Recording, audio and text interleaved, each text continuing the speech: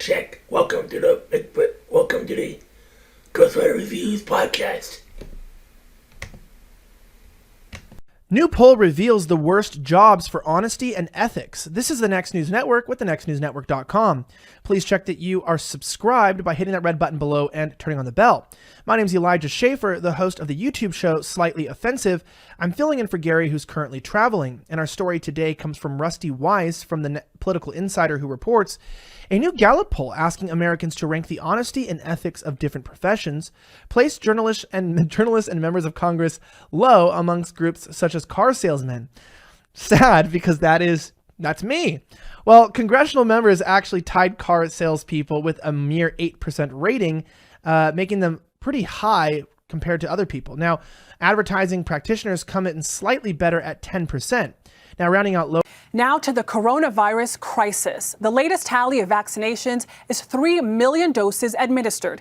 That's nowhere near the 20 million vaccinations goal set by Operation Warp Speed for the end of 2020. And U.S. infections have soared past a new milestone, now topping 20 million. More than 349,000 have died. CBS's Tom Hansen has the latest.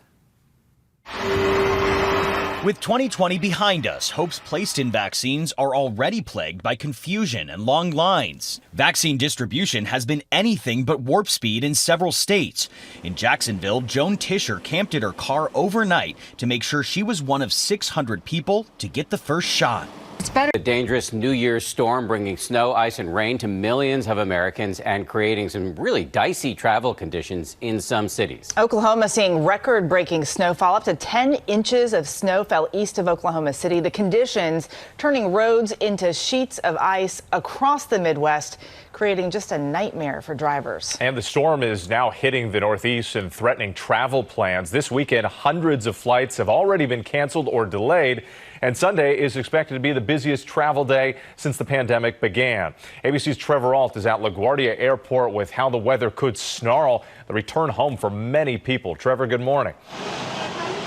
Good morning, Whit. You know, despite those extensive travel warnings, the TSA says it screened nearly 15 million people from December 18th through the end of the year. And now with potentially the biggest airport crowds of the holiday season and even the pandemic expected this weekend, this weather could make it a lot harder for many of these people to get home. This morning, a major storm impacting much of the U.S., causing travel delays during one of the busiest travel weekends of the year. A couple stranded on this interstate in Texas for 14 hours due to snowfall, each passing minute leading closer to a... That's all, folks.